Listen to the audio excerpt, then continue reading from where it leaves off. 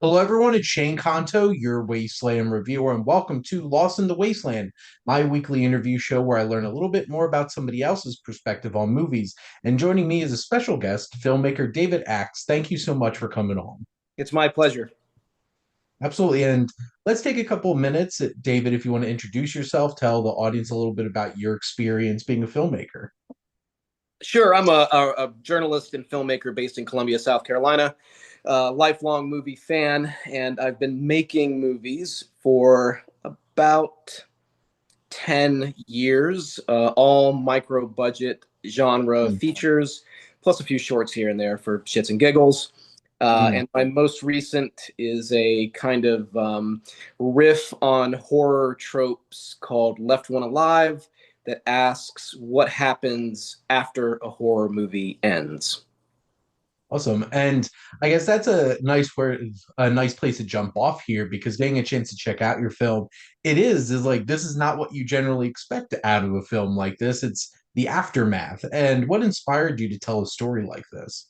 Well, so one of the struggles in making horror movies is that you're not the only one making a horror movie. There are Mhm. thousands of idiots just like yourself. Mhm. Shane, do you mind if I curse? I think I already have. That's okay. Okay, great. Y- There's thousands of assholes just like yourself, mhm. making probably possibly something better than what you're making. So it's on you to, if you want to have any chance of standing out from the crowd, to innovate, to try to do something slightly different in your genre, in horror. And I don't mean that to sound crass. That Mhm. challenge is creatively and philosophically rewarding because it forces me to think beyond the lazy tropes of again of this genre, to sort of ask hard questions about who these characters really are, the world they really live in, to try to build these worlds, build these characters in ways that are fresh and exciting and meaningful. Do something interesting with the genre. Do something interesting for your audience. So anyway, you're making your fifth, sixth, seventh horror movie, Mhm. and you could just paint by numbers again, Mhm. and put a bunch of teenagers in a cabin in the woods and have them run around and get stabbed by somebody, or you can do what we tried to do with the Left One Alive and expand those parameters somewhat. Ask yourself, like we did, we ask ourselves not what happens in a horror movie, but what happens after a horror movie. So if you've written characters who kind of have a life inside of the world you've created for Mhm. them, then you can kind of imagine that they would live on, your survivors would live on after your movie has ended. And so the challenge was for me to write characters that had that life, and then to ask, okay, the the cliche movie, girl survives monster massacre in woods, stumbles out of woods and is rescued. That movie has ended. Now what? So we got to Mhm. ask ourselves all sorts of questions about trauma and sort of the survivor's guilt, and also the rules of horror movies sort of dictate that something unprecedented and possibly magical happens, Mhm. and there's a huge body count. But what would happen in the real world after such a thing? Assuming you haven't ended the world in your movie, which some Mhm. filmmakers do on occasion. But the cops would get involved, lawyers would get involved, the media would get involved, Hollywood would get involved, people's families and friends would react, the survivors' families and friends would react, and most importantly, the events of that movie would shape our survivors' lives moving forward. I think it's just really rich emotional terrain to explore. I hope we did it with Left One Alive, within the constraints of what is still kind of a horror movie. So we're both riffing on the tropes of a horror movie, but honoring those tropes and still structuring the movie kind of like a horror movie. Something bad happens, our characters internalize it, and then they externalize it and respond to it. It just so happens that our movie is the fifth, sixth, and seventh acts of Mhm. that movie rather than the first, second, and third. If you hear a lot of random scratching, it's the 18 cats I have running around this house. Okay. But no, it was a very interesting experience exploring with this film all the different facets. Like you mentioned, it's like somebody found this person. How does that affect that person? The cops getting involved and, somebody wanting to, rip this from the headlines and make something out of it. And I thought one of the interesting things was obviously, and so there's a lot of horror films that end abruptly. And it's just like, well, we're done. We got away or killed the creatures or whatever. It's over. And a lot of instances, it's like an immediate first time interaction with some kind of mysterious thing. Very nice. And I thought it was very interesting how your film explored, but what if there was more to this attack in terms of what was going on? And I guess what were some of the things that you felt really important for you to be able to tackle with this film? Well, number one is survivor's guilt, right? Mhm. The one of the cliches, one of the rules that we often honor in these uh, in the slasher genre is that there's a final girl, and sometimes it's a final boy, but usually, traditionally, it's a final girl. We have a Yep. final girl in our movie, the last one left alive, and um, can you imagine what it would be like to go out into the woods to have fun with your friends and then something terrible happens and you're the only one left? I mean, Mhm. aside from just the physiological response to that stress and panic, and um, you, I imagine you would ask yourself, why me? Mhm. Right? Why me?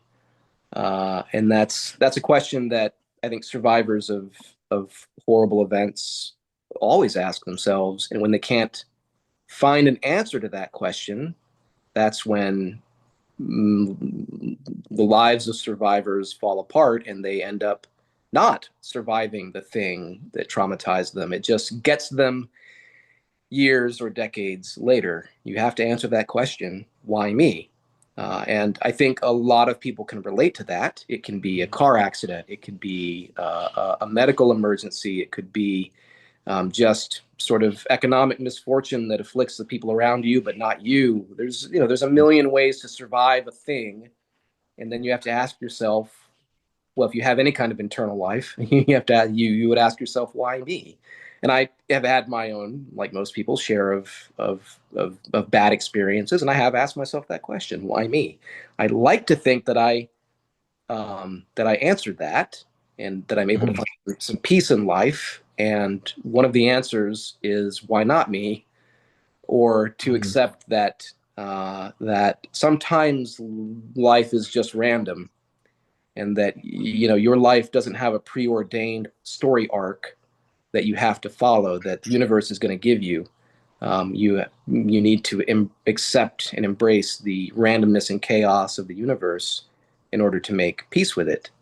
Yeah, the one of the first questions we have to ask with our final girl in the first act of our of our sequel to of our aftermath of a horror movie is, how would she feel about being the only one?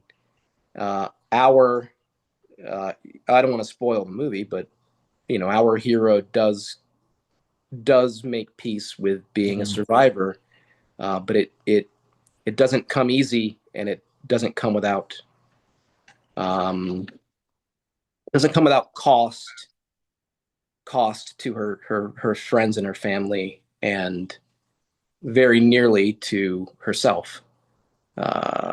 So anyway, I don't want to spoil it, but I Yeah. hope that her resolution is surprising. It was definitely interesting watching the film and seeing how this character's journey wound up and how it resolved. And to your point, it's such a big thing in horror films where you don't really have the space. The characters don't have the space or the time to actually process what's happened to the closest people in their lives in many instances over the course of just this horror film. And it's interesting to see this film tackling it where there is the space to really reflect upon. It's like they're all gone, but I'm still here. So, and I guess, David, what were some of the biggest takeaways for you as the director and the writer on this film putting the bringing this film to life? What were the big lessons that I learned? Hmm. Well, every we my team and I have made several movies. Some okay, some not so okay, Hmm. and every one is sort of its own disaster. Some are small disasters, some are huge disasters, some are so disastrous you never finish the movie or never release it. We've Hmm. had pretty good track record of actually finishing our movies and getting them into some kind of distribution. But each one has been a disaster in its own way. And every time you make a small movie with these, well, I imagine it's the same with big movies too, although I've never made one. That you never have enough time, you never have enough money, you can't predict things like accidents, illnesses, weather, and you endeavor to learn from each production, only to discover with the next production that there are brand new problems that you never Yep. anticipated. Right. So we had to, we've almost always had to fire somebody on every production, and it's usually for completely different reasons. On this production, we did lose someone. Uh, just sort of, some people don't know how to behave on a film set. They think it's just supposed to be fun. Anyone who's spent a lot of any meaningful time on a film set will tell you, you may find it rewarding to make a movie. It's rarely fun. It's Hmm. really hard work. And if you don't treat it profession, you don't treat the process with professionalism, uh, you will not you will not fit in with a production that's serious about getting its movie made. Hmm. So yeah, we lost some people on this one. We lost a little time to weather, not too much. We did have some crew who got sick. We had to get through that. Um, for all of its problems, this was probably one of our happier productions. Hmm. Uh, again, every movie is a disaster. Some are just smaller disasters than Yep. others. This was a fairly small disaster. And I think the reason is that I wrote to our resources. And that's really important, I think, with a Hmm. micro budget production. If you only have $50,000 in 2 weeks, you damn well better write a $50,000 movie that you can shoot Yep. in 2 weeks. In fact, it's smarter to write a smaller movie, to write a $35,000 movie that takes 10 days, knowing that there are going to be unexpected problems. They're going to cost you money you haven't planned for, and time you haven't planned for. And also that buffer gives you the freedom to make the best possible version of your $50,000 2 week movie, or Hmm. 35 10 days. Uh, right below, right short of your resources, so that you can really do your small thing well, which is a lesson that I've learned and relearned and had driven home time and time again. I also, so I wrote and directed Left One Alive. It had the unity of authorship, which I think is healthy for a small horror movie. But about a year later, so late last year, I also produced a movie by an Austin writer director named John Valley, who's most famous for a movie called The Pizzagate Massacre, which is great. And he does the same thing. Whatever the resources, and he's really good at it. Whatever resources he's got, he writes only what he can make for that kind of time and money, but he underwrites. So he writes below his resources so that he can afford to make the most perfect example of a very small movie. There's a real art to that, and it's a temptation. Sorry to turn this into a filmmaking interview, but it's a temptation of an inexperienced micro budget filmmaker to write too ambitiously, because you think that your gumption will get you through. Right? No, I'm serious about this. I'm passionate about this. We'll find a way to make it work. We'll Sam Raimi this thing. And uh, but Sam Raimi is like survivor bias as an example. The Evil Dead movies came together when many movies by maybe not quite as talented, but Mhm. by talented people with similar resources never came together and never got done or never got distributed, never found their audience. So you can't cite the counterexample as the example of what usually happens, Yeah. right? So it's a temptation with, I think, with a lot of young or inexperienced filmmakers to just write with abandon and to think that they can pull off something way bigger than their resources would allow. Don't do that. Do the opposite. Yeah. Write smaller and then make the best possible version of your very small movie. Well, and obviously we're talking specifically about Left One Alive, but it's also really appreciated that kind of perspective from someone who's actually made movies and having that kind of advice because it's funny because my I have two accounting degrees. So knowing how to budget and really making the most out of your money is something important to me. And obviously heard from so many filmmakers that it's a miracle any movie gets made because just how much could possibly go wrong. And it sounds like, at least on this project, you were able to make a lot of it go right and get it together and pull it together. Yeah, but I mean, I have as many disastrous experiences as I have ultimately rewarding ones, Yeah. and one of the big factors is always people. Right, movies are made of people, which is something I tell my Yes. crews over and over and over again. Yes, they're made of time and money, but more than that, they're made of people. With the right people doing the right thing with the right attitude, you can really stretch a small budget and a small schedule, a short schedule. But since movies are made of people, you have to take care of those people, and taking care of people really is um, is a producer and director's job. Mm. It's not their only job, but it's one of the big jobs to take care of your crew. You know, you delegate a lot of the sort of technical and creative aspects of production to other people, and you have to then, as a writer producer, just manage teams and take care of people so they can work happily for very little pay on a very tight schedule to bring your vision to life and to do it well. Another thing that I think a lot of beginning filmmakers forget is that movies are made of people. You Mm. can't expect to make a good movie if you mistreat your crew, your cast and crew, and if you don't find some way to take care of them. And it may not be throwing money at them, but even a kind word, even encouragement, and just clear communication, clear boundaries, clear expectations, and then a little bit of grace and forgiveness can go a long way toward compensating for a lack of time and cash.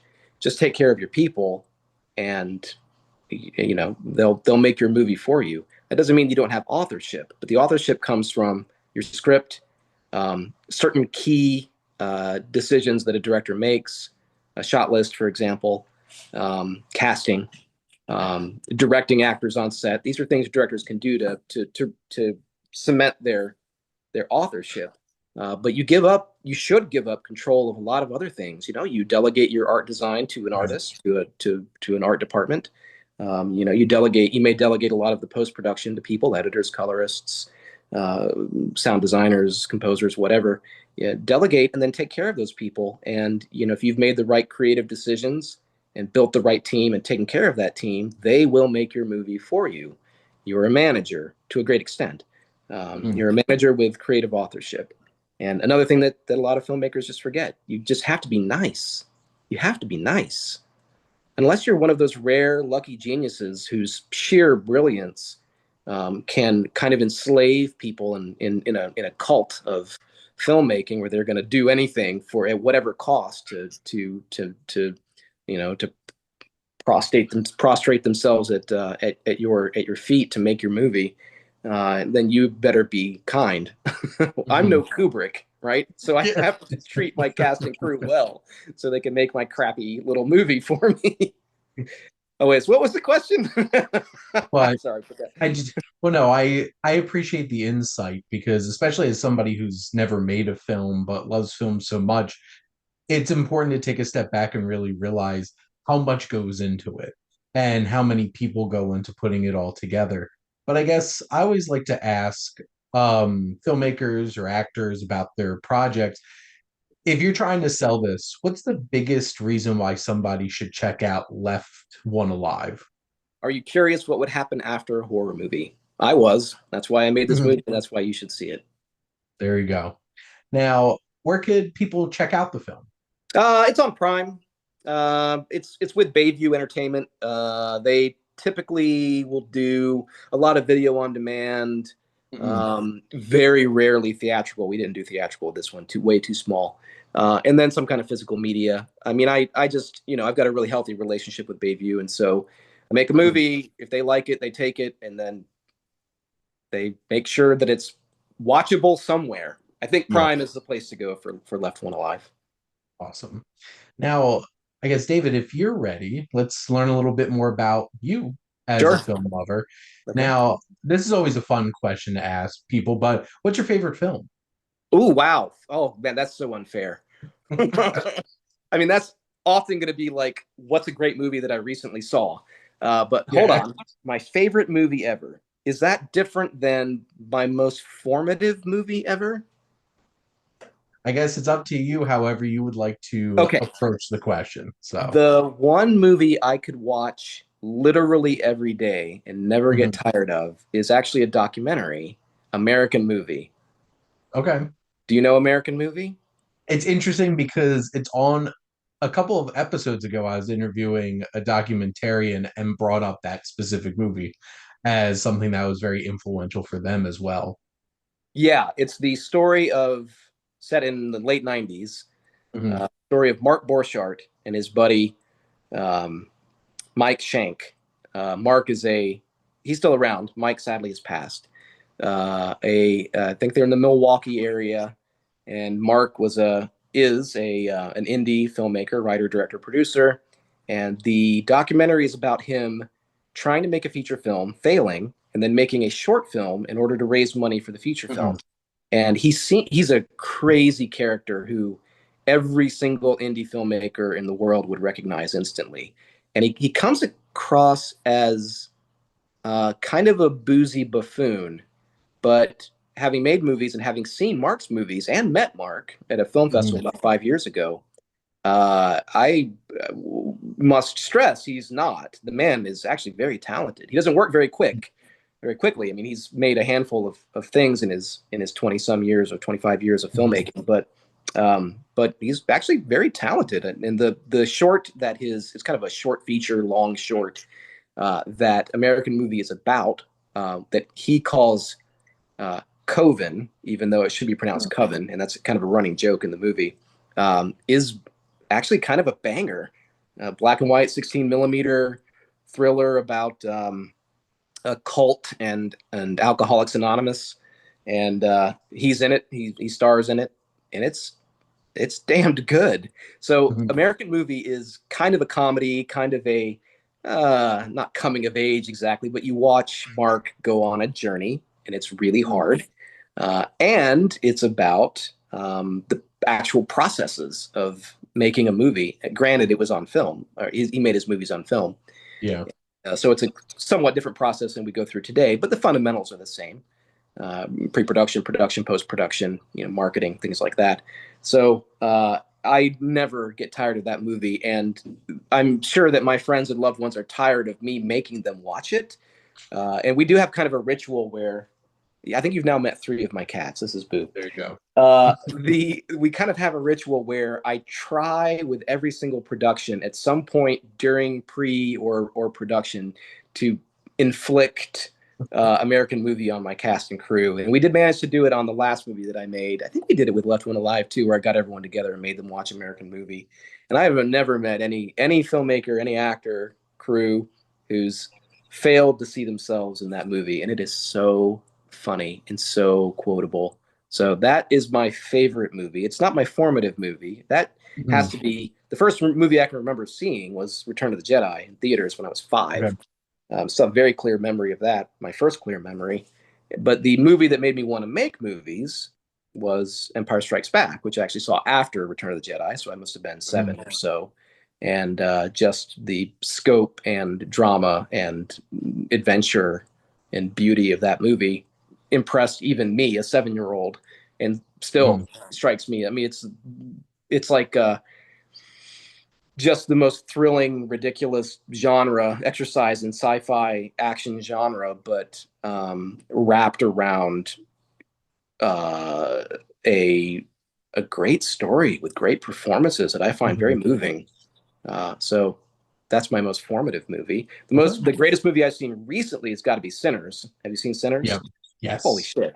Wow. And I Yeah. saw it kind of in the crappiest way possible, short of seeing it on your phone. Mhm. Just a digital projection on a 235, so sort of widescreen format, where the thing was meant to be seen on IMAX. But I don't Yeah. have an IMAX. I live in South Carolina. There's not a nearby true IMAX, so I couldn't see it the way God intended. But man, that movie blew me away. Loved it. Loved it. Loved it. Yeah. Loved it. I was lucky enough to get to check it out on the IMAX Ooh. screen, press Oh. screening, and it was just a completely engrossing experience. And I like walking out of that film, I'm just like, this was something special. Oh yeah. Like, this is like the moment you walk out and realize I watched something special is such a magical experience with the movies. And um American movies on my watch list. Oh I my God. have made sure to add Please. it. You've got to watch it, and I know it's old, but you've got to review it. Mhm. I, Is that in your rule book? Are you allowed to review an old documentary? I could do whatever the hell I Well, want. It's that's my true, I channel. So guess. It's your believe me, you are not going to be disappointed. What a great movie. Maybe you I could even get Mark. He's around. that would be cool. I would love that. Mark, if Mark you're watching, I'd love to have Borsch, you on the show. Mark Borchardt. You can get him on Facebook, I think. Yeah. I'm sure there's ways to reach him. Anyway, yeah, American movie. You've just But got to. yeah. So good. And then I was a kid when the prequels were all coming out, and Mhm. that's the cool thing about Star Wars is that Star Wars comes out in generations. Right. And one of my, as you can see, my obnoxious movie collection behind me. One of my first collections that I ever had on DVD was the original trilogy of Star Wars, and it's just such a formative experience.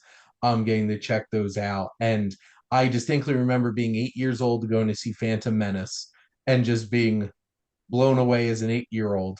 It's a little bit different watching as an adult now, but Duel of Fates still hits. Oh man, yeah, hell yeah. See, I saw that as a college kid. Uh, Mhm. Probably as an 8-year-old, you didn't really get the anticipation that the rest of us got because No, we hadn't had Star Wars for nearly 20 years, yeah, and it was.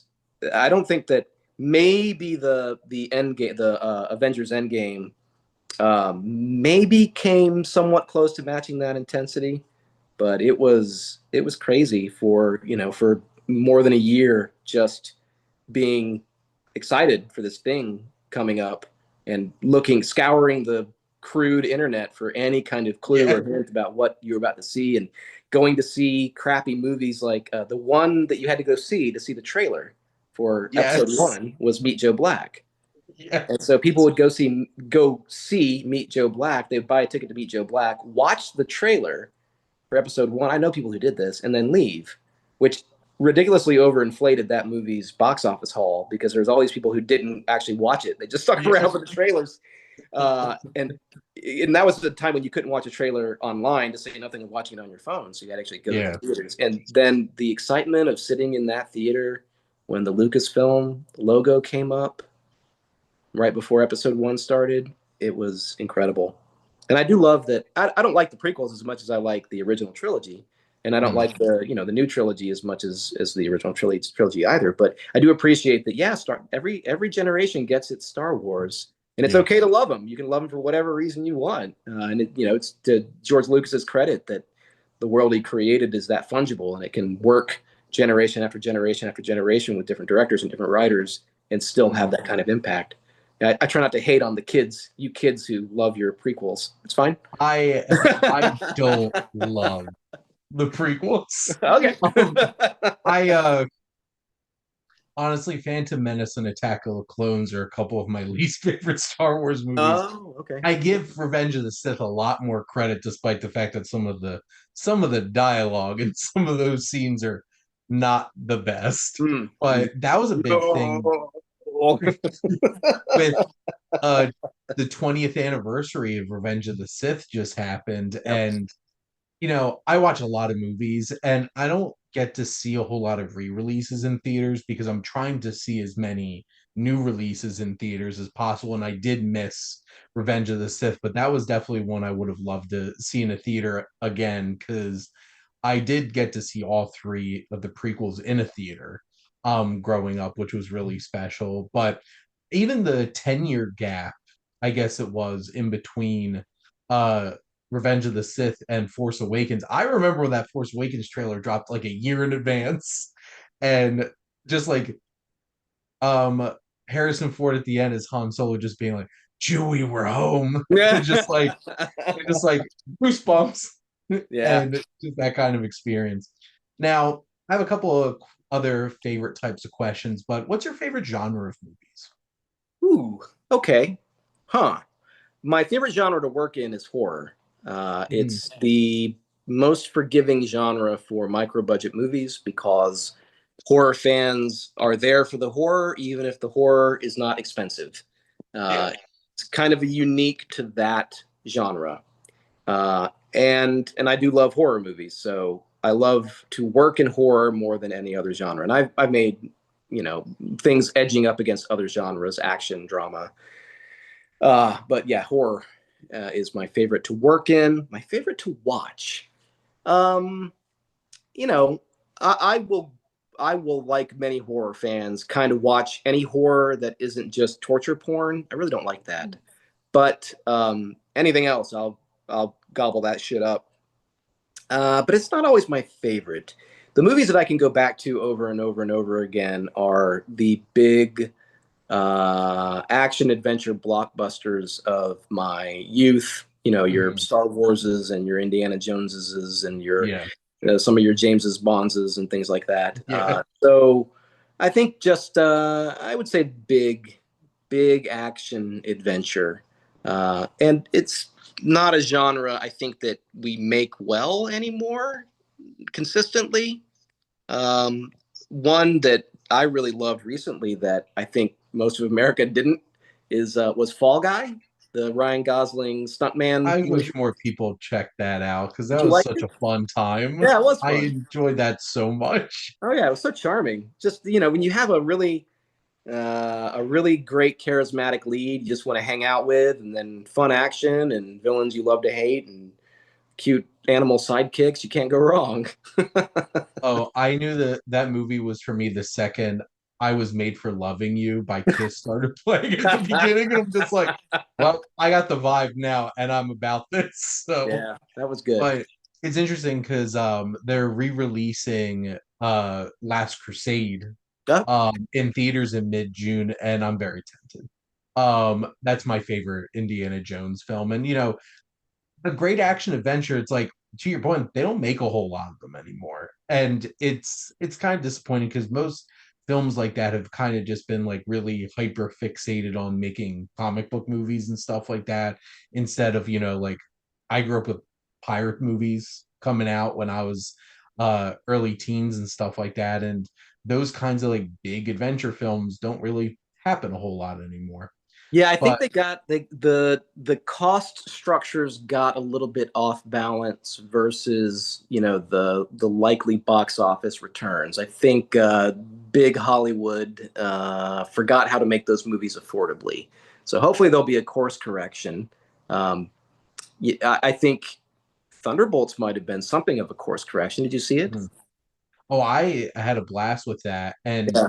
relatively compared to a lot of recent Marvel movies, it had a smaller budget, for sure. And I I just think mean it was actually good. yeah, and what I appreciated about it was that I felt like I was watching this movie. I'm like, this feels like an actual room. This feels like an actual place. Yeah, and real sets. Yeah. and I appreciate that. But no, I had an absolute blast with Thunderbolts, and I and felt things. It was just like, Yeah. look at this movie. I, I, Um, I really I won't spoil Thunderbolts for your audience who hasn't seen it yet, but yeah, it doesn't end the way these movies normally end. no, It goes smaller and more intimate, and it's more about emotions than it is about punching somebody in the face. And it yeah, still manages to do a lot of great punching people in the face. Uh, yes, but yeah, it was surprisingly. gentle and loving movie. Mhm. I teared up a couple times with certain characters hugging on certain Yeah. other characters. I really love that movie. I hope Marvel has kind of learned a lesson about combining your big spectacle and your goofy characters with real emotional stakes. Mhm. Something that the best Marvel movies have always done, and I think some of them forgot to do that. So I hope that's the way going forward, so we can get this gigantic train back on track. Here's to hoping. Here's to Now, hoping. who are some of your favorite filmmakers? Well, the late great David Lynch, rest in Mhm. peace. I My answers are going to be dumb and boring. Nobody moves a camera like Spielberg. Nobody does gravitas like Denis Villeneuve. Mhm. Nobody does, big concepts with filtered through action the way that Nolan does. Mhm. Nobody could shoot a crowd like Coppola. No one could, I don't know, legitimize and heighten subtle perversion the way that Kubrick did, while Mhm. wrapping the whole thing in cosmic import. And nobody could squeeze incredible performance out of traumatized actors the way that Kubrick could. Right now, I'm really enjoying Oz Perkins. Mhm. He's been killing it with small horror movies. Yeah. Did you see the monkey? That was bonkers. I Yeah, I think I was in the wrong audience because my audience definitely wasn't having as much fun with what? that movie as Oh, I come was. And on. I'm like, you all know this is supposed to be funny, right? Oh And my just God. even him, specifically Oz Perkins in the film, that character was ridiculous with him playing the uncle. Yeah. And some of the things he said, he wasn't on screen very often, but those mutton chops and his lines were fantastic. But no, those were like, I really respected what he was able to do with that. Like, he got so much out of that idea of just this creepy monkey just making the most random stuff happen to people. And from the opening scene was wild. Yeah. But yeah. Uh, and I mean, you can't but praise fucking Coogler for Sinners. Like Mhm. that movie just does not miss. It's so gorgeous to look at. It's got such compelling characters. It's exciting, it's scary, it's heartfelt. It's got like 18 endings and every one of them is good. Yeah. So, you can't, I mean, the man is just a pro with what a great Mhm. eye. Yeah. And great relationships with your Michael B. Jordans and whatnot, where he can get these performances out of these incredibly beautiful people and still make a really slimy, goo covered horror movie. Mhm. It's he elevated our genre. Like vampires and blood and spook 'em ups, but he folded it up in so much historical context and Yeah. music and romance and politics. Yeah, it's great. And um, Jordan Peele does that too. Yep. Those two make a great pairing in a way. I think Jordan Peele's a little more fun, just because his concepts are so ludicrous, Yep. and yet he still executes them so brilliantly. And I can't. What's his new one coming out? The football movie? I think it's him Him. comes Yeah. out this fall. Yeah. Excited for that. Yep. Excited for that for sure. Now, thinking about in front of the camera, who are from some of your favorite actors or actresses? Well, I'm a sucker for a Gosling. I don't think I've ever seen a Yeah. bad. Well, I'm sure there are bad Gosling movies, but I think he's good in even the bad ones. I have some shameful secret pleasures that I'm loath to mention even to you. Like I fucking love La La Land. Mhm. That Hollywood musical with Yeah. Stone and I just can't help it, man. Those two beautiful people dancing and singing and falling in love while trying to make it as actors and musicians. I'm a sucker for that. Who else is great? Well, I brought her up, Emma Stone. Did you see Yep. the Kinds of Kindness? I feel like The I want Yorgos. her I want her to be in every single Yorgos Lanthimos film She might be. from now on, which it definitely seems like it is. Because I swear, Poor Things was one of the most interesting performances Yeah. I've seen, period. And then Kinds of Kindness was such a challenging and interesting film. Oh yeah. And even just like the little things, like I could watch her dance in a parking lot to Sweet Dreams.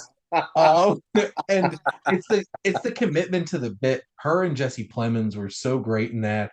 And just like, of course, Willem Dafoe would be the head of like a sex cult Right. that like everybody wants to have sex with the leader of the sex cult, which is Willem Dafoe. Right. It's just like, of course it would be. It Yeah, just she's so good in he's so she's so good. good in it speaks to her um her literacy that she understands what Yorgos is trying to do. Mm. And because Poor Things is, well, she was in The Favorite too. Yeah, Those are she's been on a roll with him. three very different movies. I mean, The Favorite is as Mhm. close as Yorgos has made to a sort of conventional historic period piece drama. It's still got the Yorgos weirdness around And the then you edges. watch it. It's Yeah, just like but then Poor Things is the sweetest movie that Yorgos has ever made, but it's still frankly bizarre. But yeah, then Kinds of Kindness is so raggedy, edgy, and cruel and absurd in places, while still being tons of fun. And she has ridden with him through all three of those movies and delivered just fucking brilliant performances in yeah. each. And she has to play multiple people in Kinds of Kindness. So good for her. What a great pairing. And who knew? Who knew that? Because what Easy A or whatever the little Easy teen A rom and com that Super she Bad. made when she was really young, that she Well, would become this. I'm a big fan of Crazy Stupid Love, Oh yeah, and yeah, yeah, I yeah. love I love Emma Stone and Ryan Gosling in that together. Just that whole entire Ryan Gosling Steve Carell dynamic is Mm, absolutely precious. But like just Emma Stone has grown into such a incredible actor yeah, and really challenges herself. And I think that's really special too. And I love finding that director actor pairings that like really pull it out of like they really are on the same frequency and she's found one yeah. and hopefully they keep doing stuff together for Well, sure. she's got a Margot Qualley nipping at her heels. Sometimes in the same movie, Yeah. at least Well, and twice. I'm a big Coen Brothers fan, and I'm Oh looking yeah, forward to seeing um, Ethan Cohen's new film with Margaret Qualley in that too, after Driveway Doll. So looks like she's building some good connections with some filmmakers. And but there's and like Ryan Gosling for sure. I like when he's weird. mm, I think weird Ryan Gosling is a lot of fun. Obviously, he could play that charming leading kind of performer too, but like when he's being weird, like the Nice Guys, oh my where god, that movie is so good. I'm a Uh, huge Russell Crowe fan, and seeing the yeah, two of them together is just yeah. perfection. Wow. Why did that So movie good spawn a franchise? That is just a crime. because it made less money than the Angry Birds movie that weekend that came out.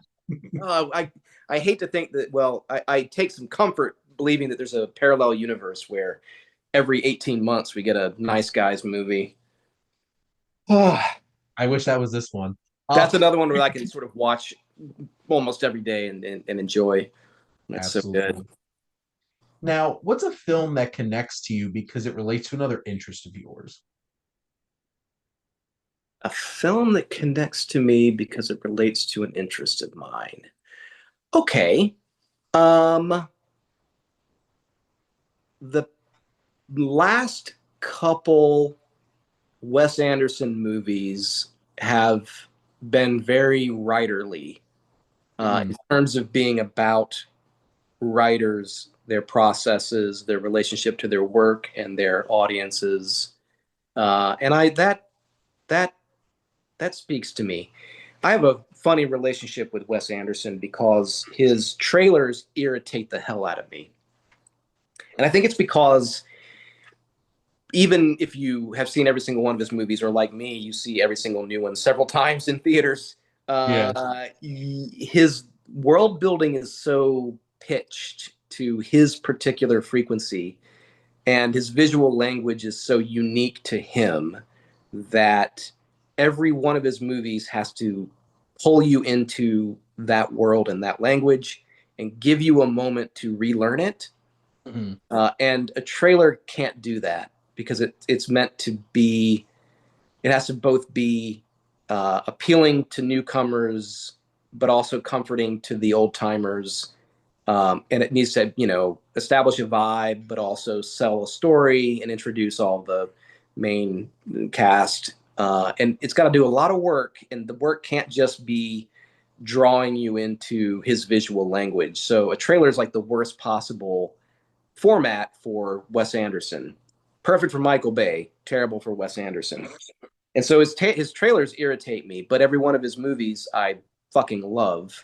Mhm. And I've loved the past couple, Asteroid City and The French Dispatch, more than the others because of the big role that writers play in writers or filmmakers or photographers, sort of these, um, or playwrights, these, man with a camera, man with a keyboard, Yeah. man with a pen. I think I mean, of course, he is a writer, but I think he um, understands them better than most. The magazine sequences in French Dispatch are Mhm. brilliant. I it's interesting that you brought up the fact about the trailers, and I never really thought about it. But thinking about those Asteroid City trailers did not sell what that movie actually is, like No, at all. no, And no. I remember going and sitting down and beginning the film in the theater and just being like, the whole setup was so unexpected because it's like they didn't even hint at any of the outer layers of the storytelling in it. And what's interesting is I actually just got to see the Phoenician Scheme tonight. I had just gotten home from a press screening for it. Um, and there's even layers to that film that are not hinted at all in the Huh. trailers. Generally, it is still very much like this is Wes Anderson doing some like old school kind of like 30s, 40s globe-trotting adventure Yeah, kind of deal in a very Wes Anderson kind of way. But that no, especially like Asteroid City, that was something that was so much more profound when I watched it than just a bunch of people getting stuck in a quirky little town in the desert. right. But So was it uh good? I I don't know if I loved it, but I liked it so much and had such a fun time with it. And there's still a lot of things to chew on from it that I need to process. It took me a couple of times to really sit with Asteroid City for Mhm. that to really sink in. Because like I distinctly remember like one of my favorite films is Grand Budapest Hotel. And immediately watching that film, I'm like, I walked out of this, I'm like, I love this. But his last couple of films have been ones that you need to sit with Yeah, and really process, and they're much more complex in that way. And I think there's things about this film that I'll be processing. It's interesting with the dynamic with his daughter who happens to be a nun, and how faith and religion plays into the story of this new film. And me being a confirmed Roman Catholic, I have some things that I'm processing after watching the film for sure. So it's like if you love Wes Anderson, you're gonna eat it all up. I can promise you that for sure. But I guess how I'd like to wrap up here with my last question is, what do you love most about movies? a movie is an empathy machine. A movie, if you a good movie with a receptive audience lets that audience live other lives, even if briefly, even if those lives are, they're artificial. Um, even a documentary is sort of filtered through the expectations and Hmm. cliches of certain narrative structures. Even when you know it's fake, If the movie's good, or at least something in the movie is good, even just one performance, for a little while, you are living another person's life. You're feeling what they feel, you're experiencing what they experience, you're seeing what they see, you're learning what they learn. You celebrate with them, you suffer with them, you grieve with them. Um, it's expansive. A good movie viewed well makes your life so much bigger than it would be just, I don't know, not having a story to tell or to watch. So yeah, it's the empathy with these imaginary characters that that is so meaningful. I really appreciated your answer. And that's the thing, being able to connect in so many different ways and connect with, characters that you might not meet somebody like this, or even more powerfully, like, somebody or you've experienced something for sure. I always like to wrap up my show is I actually like my guests to ask me a question. So what would you like to ask the Wasteland reviewer? Best bad movie you've ever seen? What's interesting is I generally am not the kind of person that really enjoys watching bad movies. I'm notoriously that wet blanket of a friend that's just like, no, I don't want to sit and watch The Room with all of you. Um, I've watched it a couple of times and I would prefer not to watch it again. But I don't think, in my heart of hearts, is this film really a great movie or a good movie? Probably not. But I will put on the 90s Mortal Kombat movie whenever. There's some really bad stuff in it. Like, is the acting great in this movie? No. Probably not.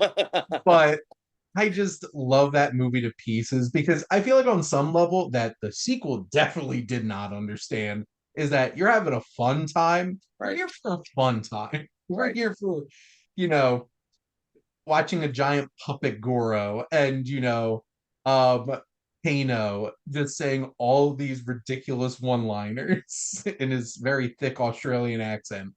And just Christopher Lambert, who's playing a like Chinese god, and Lord Raiden, and just having like the best like, ah, I don't think so, and just all the one-liners and everything.